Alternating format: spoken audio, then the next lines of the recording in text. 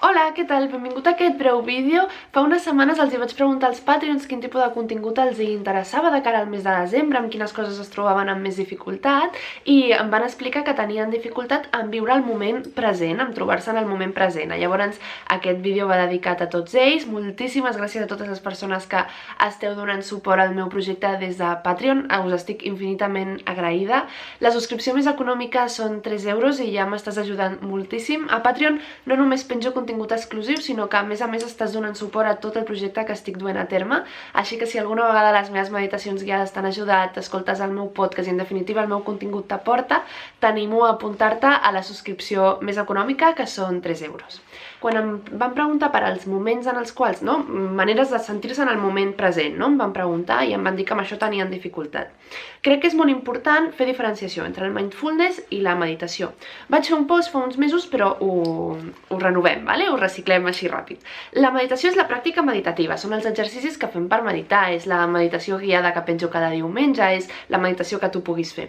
En canvi, el mindfulness és un moment en el qual tu estàs completament en el present, estàs fent l'atenció plena. Llavors, amb la meditació, el que busquem és el moment de mindfulness, d'estar amb l'atenció plena en el moment, amb l'exercici que estàs fent meditatiu. Però llavors, amb aquesta sensació de mindfulness la pots aconseguir de moltes altres maneres, no només fa falta que meditis. Llavors, avui us vinc a recomanar 3 exercicis que podeu fer per sentir aquesta sensació de mindfulness, així que comencem. El primer que pots fer és quan mengem, moltes vegades quan estem menjant ens posem la tele, mirem vídeos a YouTube o estem conversant amb una altra persona, i no t'estic dient que deixis de fer tot això perquè sóc la primera a la que li encanta conversar amb un bon plat a taula, és de les coses i penso que em fa més feliç.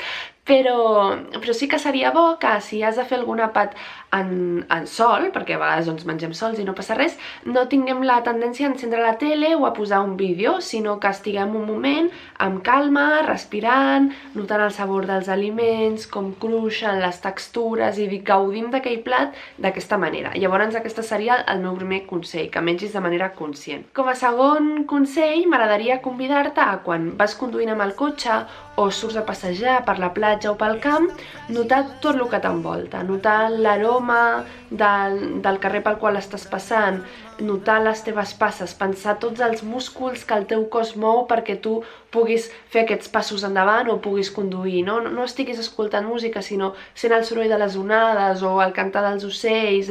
Observa com el teu cos es mou, observa tu com estàs observant el que estàs observant i fins i tot observa't a tu mateix observant tot el que estàs fent. I com a tercer consell seria la respiració. A vegades seria molt bo també que no fessis res, no et posis la pressió tampoc de posar-te una meditació guiada, sí que no et ve de gust, senzillament estira't en un lloc que per tu sigui agradable i ves notant la teva respiració, porta la respiració a la panxa i ves sentint com respires i adona tant de lo increïble que és que estiguis respirant. No busquis buidar la ment o tenir la ment en blanc, no busquem això, sinó busca't centrar-te en el que està fent el teu cos en aquell moment. En el cas de menjar, els gustos, les textures, en el cas d'estar passejant, tot el paisatge que estàs observant, com el teu cos es mou per poder fer aquests passos endavant, I en el cas de la respiració, com els teus pulmons s'inflen o la teva panxa, si saps portar la respiració cap a baix i com tu et sents envers aquestes respiracions.